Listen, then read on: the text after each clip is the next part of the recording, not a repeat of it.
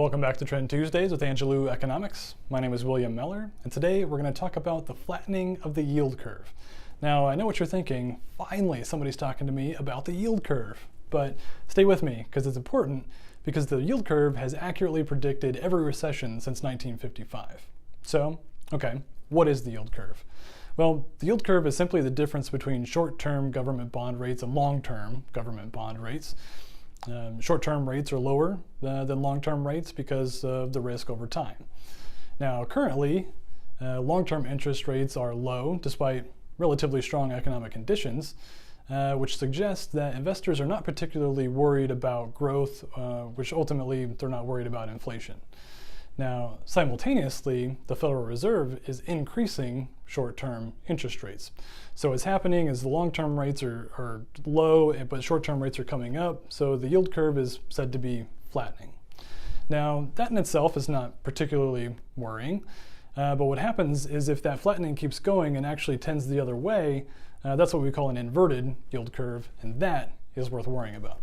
That is what has accurately predicted every recession in the last half a century. So, okay, that's all pretty depressing because I've just told you that we're headed towards a recession, but really, are we?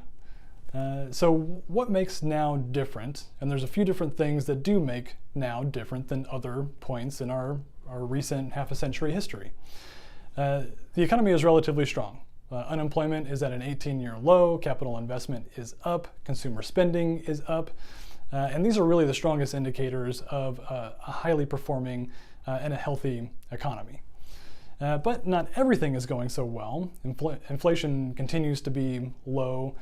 The stock market has been pretty volatile over the past year, and countries across the world are not growing at rates that we like to see a lot of our allies grow. So, you know, that not everything is rosy, although here in the US, overall our strongest indicators are good.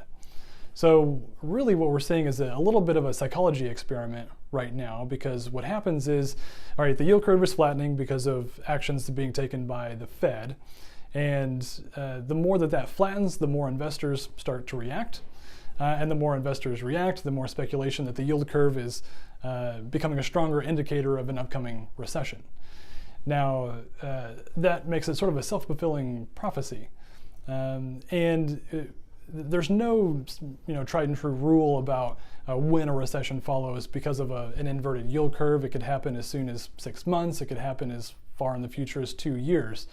But the fact remains that once that yield curve inverts, that is what has predicted all the recessions since 1955. So should we be worried today?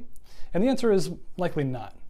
But for now, the yield curve certainly has our attention, and we'll be watching it closely, and we'll bring you updates as time goes on. So as always, thanks for watching, and we'll see you next Tuesday.